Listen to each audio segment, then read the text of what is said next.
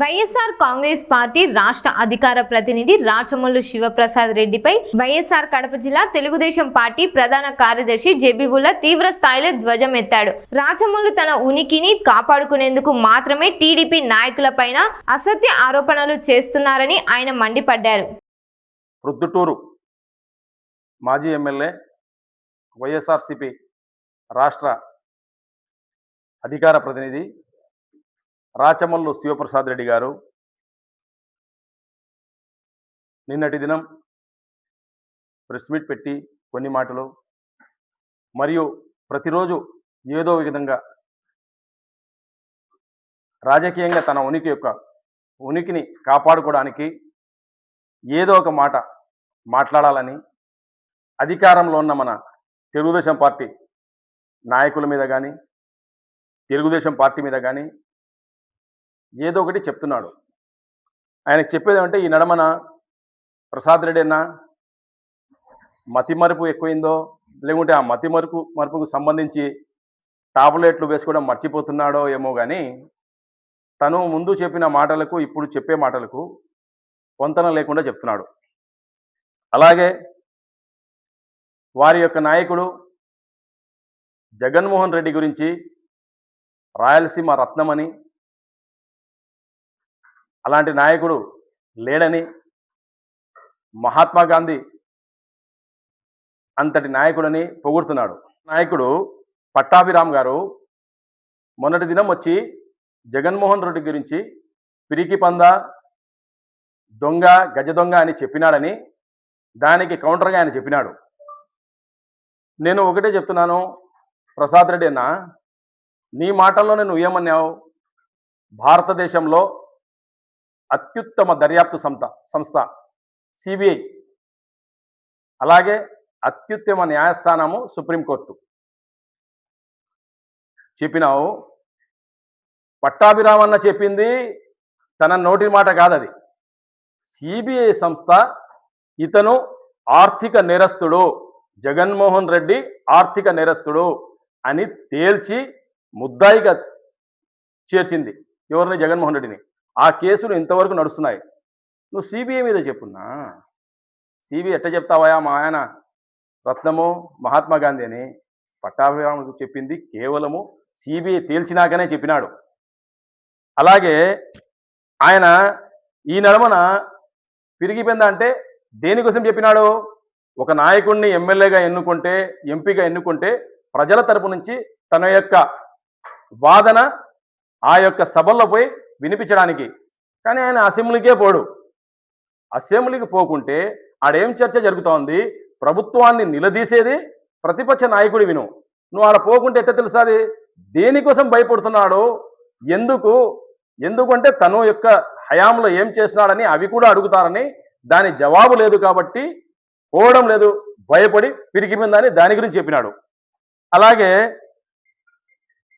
అబద్ధాలు, ఈయన ఎప్పుడు అబద్ధాలు చెప్పలేంట. ప్రసాద్ రెడ్డి అన్న నువ్వు చెప్పేవన్నీ అబద్ధాలే. నువ్వే నీ నోటి నుంచి ఎన్నోసార్లు చెప్పినావు వరదరాజుల రెడ్డి నా గురువు అని. వరదరాజుల రెడ్డి నా గురువు, బలవంతుడని చెప్పినావు. ఈరోజు నువ్వేమంటున్నావు?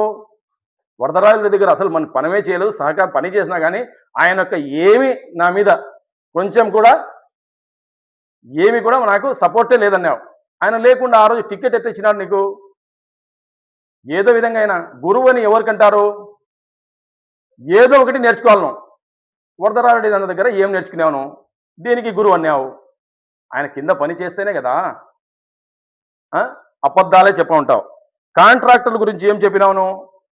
నాసిరకం పనులు చేస్తున్నావు చెప్పినావు. ఎన్ని వర్కులు జరిగినాయి? ఏ వర్క్ గురించి చెప్పలే. ఇంకొకటి, కాంట్రాక్టర్ దగ్గర కమిషన్ తీసుకోవడము ఆనవాయితీ అంటున్నావు. ఎవరి సొమ్ము అది? ప్రభుత్వ సొమ్ము అంటే ప్రజల సొమ్ము. ఒక కాంట్రాక్ట్ చేయడానికి ఆయన కాంట్రాక్టర్ ఒప్పుకున్నాక ఆయన దగ్గర నుంచి నువ్వు తీసుకున్నావంటే, మామూలు తీసుకుంటే అది లంచమే. అది ఎవరైనా తీసుకొని, నువ్వు లంచం తీసుకొని నీకు మామూలు ఇస్తే నువ్వు ఆ వర్క్ గురించి అడగవు, అది ఏమైనా చేయని. ఇంకా కాంట్రాక్టర్ ఏం చేస్తాడు? నీకు ఇంకొకరికి డబ్బులు ఇచ్చినాక నాసిరకం పనులు కూడా కొన్ని జరుగుతాయి. కానీ నీకు డబ్బు దాంట్లో అందలేదు కాబట్టి దాని గురించే మాట్లాడుతున్నావు. అది నాసిరకమా కాదా అనేది చెప్పను నేను. లంచం తీసుకుంటున్నావా లేదాను. ఏ రోజైనా నువ్వు ఎప్పుడైనా ఒప్పుకున్నావంటేను ఆ రోజు నువ్వు అయిపోయినావు. నువ్వు లంచం తీసుకొని ప్రజల సొమ్ము దోచుకునే మనిషిను కాంట్రాక్టర్ దగ్గర తీసుకున్నావు అంటే అతను కొంచెం తక్కువ ఎక్కువ చేస్తాడు. ఖచ్చితంగా తప్పు. నువ్వు ప్రజల సొమ్ము దోచుకుంటున్నావు కాబట్టి నీకు అడిగే హక్కు లేదు. అలాగే రాష్ట్రంలో నీ తరపు నుంచి మా పరువు పోతోంది. ప్రొద్దుటూరు పరువు, కడప జిల్లా పరువు. ప్రతి దానికి మా కడప భాష, మా జగన్మోహన్ రెడ్డి గురించి ఇట్టే చెప్పినాడని కాకినాడలో ఉండే ఎమ్మెల్యే చెప్తే అంత పెద్ద రియాక్ట్ అయినాను. కానీ అదే ఆ నుంచి వాళ్ళు ప్రతి ఒక్కరూ తిట్టడమే. నీ తరపు నుంచి మా ప్రొద్దుటూరులో పరువు పోతోంది, కడప జిల్లా పరువు పోతోంది. మీ నాయకుడిని తిడితేను ఏందో చేస్తాను, కాకినాడ ఆయన తిడితే రాజమండ్రికి పోతా అంటావు. కానీ డైరెక్ట్ నీకే తిట్టినారు వాళ్ళు. తిట్టినప్పుడు పోవాలి కదా నువ్వు కాకినాడకే. మీ నాయకుడిని తిడితే రియాక్ట్ అయినా కానీ నీకు తిడితే రియాక్ట్ కావాను. మళ్ళా రెఫరెండం అంటావు. దేనికోసం రెఫరెండం? 24 రెఫరెండం ఇచ్చినారు ప్రజలు. కడప జిల్లాలో మాకు గెలిచినాం మేము, ఓట్లు వచ్చినాయి, ఓట్లు చెప్తున్నాను. నా ఓట్లు నీకు నువ్వు అన్ని ఓట్లు కలిపి చెప్తున్నావు. నియోజకవర్గాల పరంగా మీరు ఎన్ని గెలిచినారు, ఎన్ని అనేది చూస్తారు. సరే, మీది కడప జిల్లా ఉన్నప్పుడు ప్రతిపక్ష మీ పార్టీకే పడాలి కానీ మిగతా పార్టీలకు పడకూడదు. అట్ట ఏమైనా జరిగినాయా? నువ్వు అన్ని టోటల్ చేసినా కానీ పడినాయి. అన్ని జిల్లాల్లో అట్టే జరిగిందా? ఒకసారి ఆలోచించాలా. చెప్పే ముందు ప్రొద్దుటూరు ప్రజలు కాదు, ఆంధ్ర రాష్ట్ర ప్రజలు కూడా ఏం చూస్తున్నారని ఎంతసేపు చంద్రబాబు మీద చెప్పేటప్పుడు నువ్వు నిన్న ఏమంటున్నావు?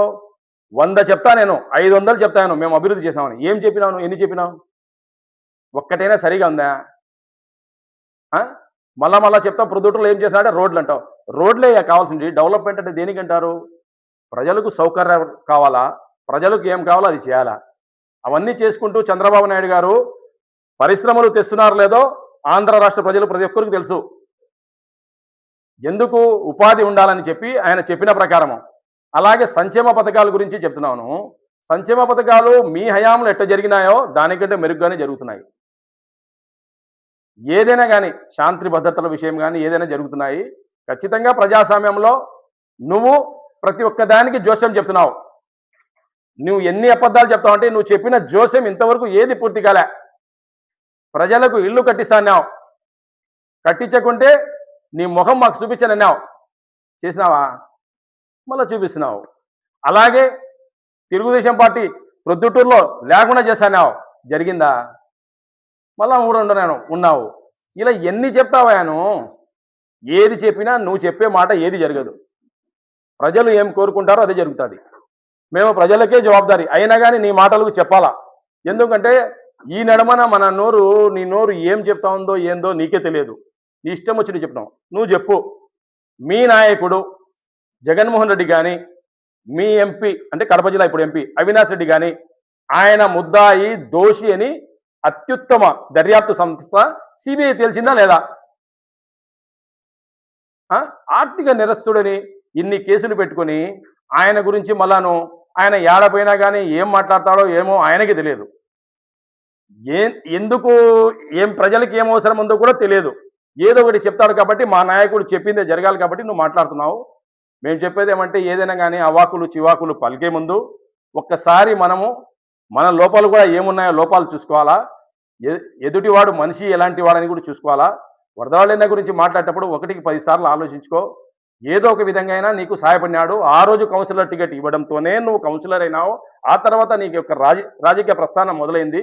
ఎందుకు వరదవాళ్ళ దగ్గర నుంచి నువ్వు దూరమైనావో అది కూడా తెలుసుకో. సరే, వాళ్ళ కొడుకు గురించి ఇళ్ళ గురించి అంటే వదిలిపెట్టు. నీ గురించి చెప్పు. రెఫరెండం దేని గురించి పెట్టాలా? ఎప్పుడైనా కానీ నువ్వు రెడీ. వివేకానంద రెడ్డి మర్డర్ని ఎవరు చేసినారు? రెఫరెండం పెడతాం. వైఎస్ కుటుంబంకు సంబంధం ఉందా లేదా? అలాగే ప్రొద్దుటూరులో కూడా ఒక మర్డర్ జరిగింది, నందం సుబ్బయ్యది. రెఫరెండం పెడతాం.